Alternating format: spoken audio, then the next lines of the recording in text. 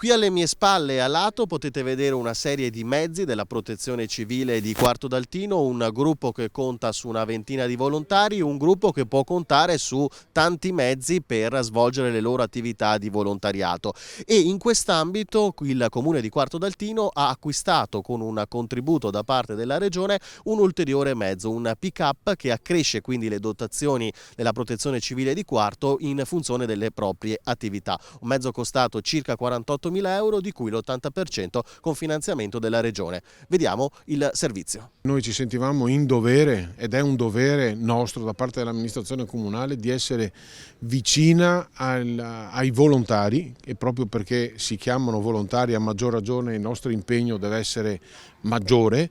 e come minimo dotarli sicuramente dei DPI, ma anche degli strumenti necessari per poter adempiere al proprio dovere, anche se tra virgolette di dovere di professione non lo è, ma è di volontariato, per metterli in condizione di aiutare chi ha bisogno. E purtroppo abbiamo visto anche nel recente passato che i casi di maltempo e calamità stanno aumentando giocoforza, e quindi, visto che, come diceva anche l'assessore regionale, il Veneto ha la più alta percentuale pro capite di volontari,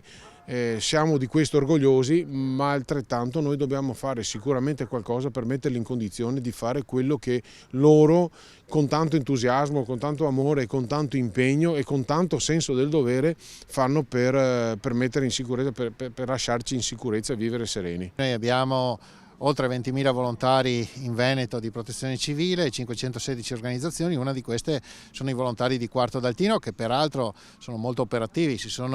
nel recente passato sono intervenuti anche fuori regione, nelle Marche in modo particolare, quindi è evidente che per intervenire in maniera efficace è necessario avere sicuramente la forza delle braccia, ma è necessario avere anche la competenza. Abbiamo investito molto in formazione e anche in attrezzature. Ecco,